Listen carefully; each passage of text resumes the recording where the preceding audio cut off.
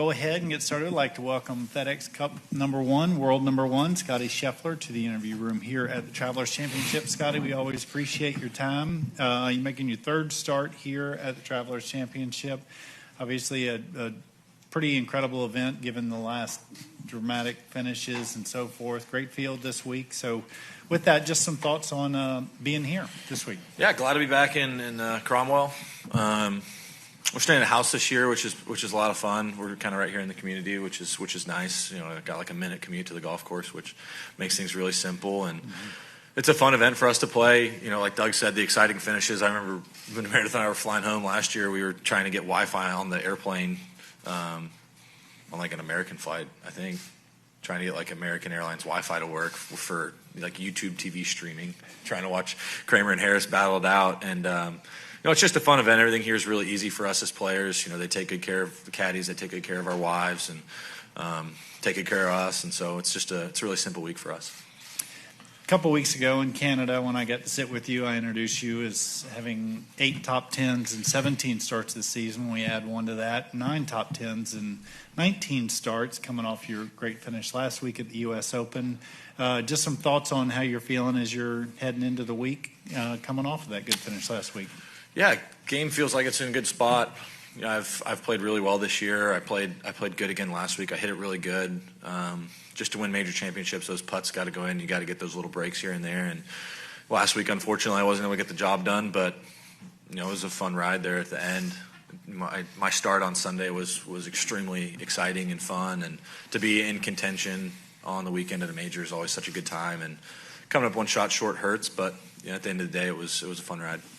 Okay, well, I know we have got limited time, so we'll open it up and take a few questions. If y'all like right here in the second row, just put your hand up and we'll try and get a microphone to you. Yeah, Scottie, when you're in a tournament with Rory, you know, #1 and #2, is that something that you're conscious of? Do you relish that challenge of being in a tournament with, you know, the guy who's closest to you, at least in the rankings? Yeah, he may be close to me in the rankings now, but he's won a few more tournaments than I have out here. Rory's a pretty historic player on tour, and so anytime we can be in fields with guys like Rory, Jordan, JT, and you know, having an opportunity to compete against those guys on the weekend would be really special for all of us. You know, I grew up watching Rory on TV. I grew up a few years behind JT and Jordan, and you know, I've looked up to those guys for a number of years, and I've taken good bits and pieces of advice from them as well, and so to be able to kind of be out here competing with them is really a dream come true for me.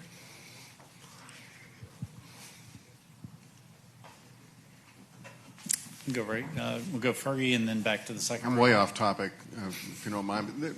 I'd heard a story when you played your first U.S. Open at Erin Hills and made the cut, had a good week, or second U.S. Open, I guess, wasn't it? Either way, you were supposed to play in the Northeast the next week. And there was an assumption that you would withdraw because it had been an exhausting week, and you went ahead and played. Do you have any kind of a policy or theory on when you say yes, it's a yes?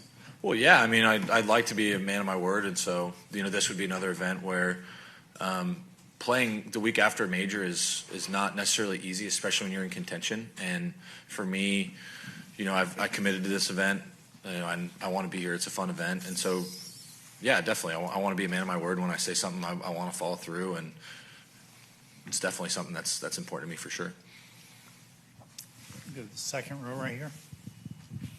Scottie, you haven't played here with the full atmosphere with all the fans and everything. Have you heard anything about this event, and what are you looking forward to? Well, shoot, if last year wasn't full fans, that was pretty exciting. You know, there were some loud roars, and watching that playoff on TV was really cool.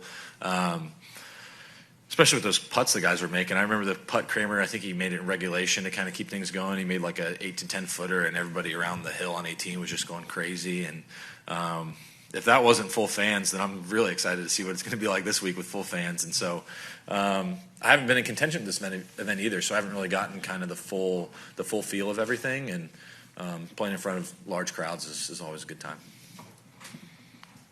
Scottie, there seems to be something about this tournament that produces exciting finishes. It seems like year after year there's a Sunday that produces fireworks. Is there something about this course setup or this tournament in particular that leads to that? And do you think that might have something to do with the strength of field that continues to show up here each year? Well, so I think the strength of field you see just from it being hosted on a good golf course. You know, this is a really good golf course. There's nothing really tricky about it. You're not going to have guys complaining that it's either too hard or too easy or whatever it is. This is one of those golf courses throughout the year where you're not going to hear many complaints from people, and I'm sure that's why a lot of the top players will come. It's also a very simple week for us. You know, like I said, Travelers does a really good job of taking care of us as players, taking care of our wives, taking care of our trainers, taking care of our caddies, and it's really a simple week for all of us. And so being able to come up here to Connecticut and just have a nice relaxing week and enjoy competition is really fun. And the golf course, I think with the way 15, 16, 17 are, and then I've never really been a huge fan of having water on 18 as a finishing hole. I don't know why. I think like just a nice like classic uphill par 4 like this one has, where if you hit a good drive, you're going to be rewarded and maybe make a birdie, and if you get into trouble, you could make a bogey, but it's not necessarily like a crazy hard hole or a crazy easy hole. It's just a simple hole to finish, and you see exciting finishes on stuff like that. And so for me, the golf course is really good. Good, Doug, and then in the second row, 2 rows up. Two-parter, Scottie. Being in the same kind of, I guess, management stable, were you surprised by Brooks's decision? And secondly, do you have any concerns about the immediate future of the tour? So I'll start with the Brooks thing. That was definitely a surprise for me. You know, I was at a function with him last week, and definitely wasn't what he had in mind. You know, we were focused on building the PGA Tour and getting the guys that are staying here together, and you know, kind of just having talks and figuring out how we can, you know, help benefit the tour. And so to see Brooks leave was definitely a surprise for us. You know, with that being said, he's made his decision. I'm not going to, you know, knock him for doing that. He made a decision that's best for him, and I'm not going to be one to judge him on that. For me, it's not where I see myself heading anytime soon. I grew up wanting to be on the PGA Tour. I grew up of dreaming of playing in these events. I didn't grow up in playing in the Centurion Club in London or whatever it is, or I grew up wanting to play in the Masters. I grew up wanting to play in Austin. I grew up wanting to play at Colonial, the Byron Nelson. I wouldn't trade those memories for anything at this moment in time. Those memories to me are invaluable. I would never risk going and, you know, losing the opportunity to go back to Augusta every year, or to do any. There's nothing that I would want to do right now that would risk having any sort of effects on the way my life is now. And the second part of your question, concerns for the tour. I think most of the guys still have a lot of faith in what the tour is doing. The tour is doing everything in their power to make it the best tour for all the players out here. And I think we getting behind Jay as our leader, and just kind of figuring out what's best for the tour. I think we released something today about some new events and new bigger purses. And right now, the best players in the world are still on the PGA Tour. The guys on top of the leaderboard last week were on the PGA Tour. Canada was one of the coolest events that I'd been to, and it was my first time up there. And being able to play in front of the crowds and have those, you know, really euphoric moments where you're actually able to make a putt to win a tournament, like finishing out the Masters and becoming #1 in the world in Austin, are memories that I could never, ever come close to replacing with an amount of money. And so for me, I'm not looking towards anything being able to take that away from the guys that have chosen to stay out here on tour.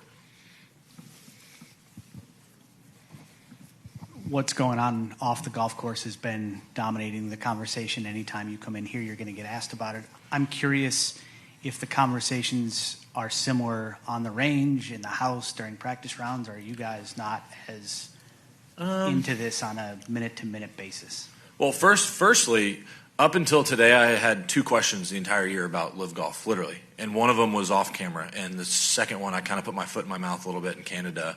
And so now I feel like I'm a bit more prepared to answer questions about it. But at home, yeah, we talk about it.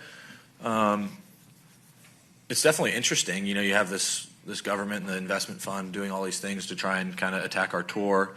And some guys are going and some guys aren't. It's definitely confusing for us as players. There's just a lot going on. And so at home, not much discussion. Definitely on the range, there's a little bit, but at the end of the day, you know, if guys are going to want to go, they can leave. And like I said, I'm not going to sit here and judge them for that. It's up to them. They're going to make their decision, and they know what's best for them. I don't know what's best for their lives. And at the end of the day, that's hopefully that's always going to be my position. I don't want to be getting in anybody else's business. Rory was mentioning a little bit about the fatigue level starting to set in for him after 4 tournaments in a row. So where is your fatigue level at this point, and how do you measure that and decide when is a good time to take a break and when is not a good time to take a break, especially after a major? Yeah, I think that's a real thing. Physically, I feel wonderful. Mentally, it's definitely been more of a grind this year. I've always been a guy that's played a lot of tournaments. And life on the golf course has changed for me significantly in the last 6 months. Life off the golf course hasn't really changed at all, but life on the golf course, whether it's fans watching me play practice round or when I'm on the putting green and I finish up, there may be people, always watching, and it's like, hey, can we have a picture? Can we have an autograph? And, I got to come in here every week now, and things are just a little bit different, and I'm more than happy to do all those things. Those are wonderful, wonderful things for me to do, and I'm happy to do them. It just takes more energy. And so how Rory says playing 4 weeks in a row can be very taxing, I'm certain that it is. And, 3 weeks in a row is taxing as well. And you kind of have to build your breaks into the season. And so when I get home for off weeks, I'm really doing everything I can just to get mental rest. Physically, I think the toll on actually playing is not as taxing as it is mentally. Yep. Bill, right here in the green.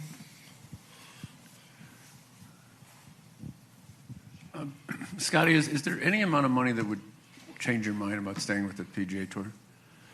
I don't think so. I think if there was, there's a place you can find it now. Like I said, the money that we have on the PGA Tour, I never dreamt of playing for this much money as I do now. I mean, I don't know how much money I've made this year, but it's definitely more than I deserve from whacking a little white golf ball around. And for me, the memories that I have playing on this tour and the dreams I have of wanting to be on this tour, and it can't be replaced by anything financial. Money's money, and it's not something that I'm trying to let control how I live my life. Like Rory said, when you're making decisions purely based off of financial reasons and, fear-based stuff, it doesn't always work out what's best. For me, definitely hasn't worked out best in the past, whatever I was doing. If I was doing it purely for financial reasons, for me, it's not what works. For other people, maybe it is. And I'm not going to sit here and tell them what they should or shouldn't do. For me, playing golf on the PGA Tour is, compensated plenty for what I do for a living. Somebody else? Scottie. Oh, sorry, go ahead. Going off of what you said before about fatigue, something a lot of the players have been discussing is the fall schedule and how it, it's the golf calendar is just, full 52 weeks. So, and you mentioned before about what they're going to announce new events and stuff like that. What do you think would be best for the tour to do during that portion of the schedule, and what's going to come during the fall schedule? Yeah. Sorry, yeah. Long. The tour's really bounced around a lot with their format of the fall series and stuff like that. Personally, I think building an off season into golf would be good. For me, it's always been hard kind of managing whether it be stuff at home with our friends, if someone's getting married, if our friends want to go on a vacation. That stuff's always really hard to plan around. And so for me, even if it's a month, just being like, hey, December for us has always been kind of one where it's like, we could have time here, but it's still difficult. And so just having a little bit of an off season would be nice. But with that being said, I like playing golf. I've always been a guy that plays a lot of events, and I'm sure when I start having kids and life changes off the golf course, I'll slow down. But for right now, Meredith travels with me every week, and we have a great time out here on the PGA Tour. In terms of what they could do, I think guys always appreciate. Let me think. I'm trying to figure out how to word it. I think there's a good balance between rewarding people for good play and punishing those that may, or not punishing, but like when I came out on tour, you always had those World Golf Championships. And so maybe having a few events like those back where those guys at the top of, the FedEx Cup for that year or the top of the world ranking or whatever it is, will able to have an opportunity where it may be a smaller field event. Those don't hurt, but there's got to be a good balance between giving guys that are either struggling to keep their card or coming up from the Korn Ferry Tour where they get rewarded for good golf, and they can get into those events and be a part of those. And, you know,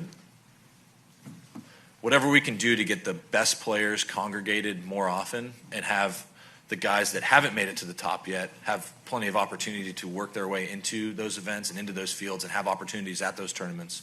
But whatever we can do, I think, as a PGA Tour to get the best guys playing against each other the most often, I think is what will work best for the tour in the future. And so, like, I think Canada turned out such a fantastic event because of the guys you had in the final group. You had Tony, Rory, and JT playing in the final group. I mean, if you love golf, who wouldn't want to watch that? You know, you have 3 historically great players in our game going and competing for the same trophy. And whatever I think we can do as a tour to have more of that would be beneficial. But like I said, you have to have avenues for guys that may not be at the top right now to be able to work their way into those events and have opportunities, because I think one of the strengths of the PGA Tour is the level of talent we have across the board. And so you'll see it at events like this where, you know, a guy like a Kramer Hickok last year, you know, may not have been someone that was looked at a lot at the beginning of the week to win that golf tournament, but he very easily could have won this tournament last year. And guys like that always need to have opportunity out here. Okay, Scottie, well, we appreciate your time. We're going to have Commissioner Monahan right up momentarily, so thank you and have a great week. You guys can ask Jay all those questions. That's perfect. Thank you for your time.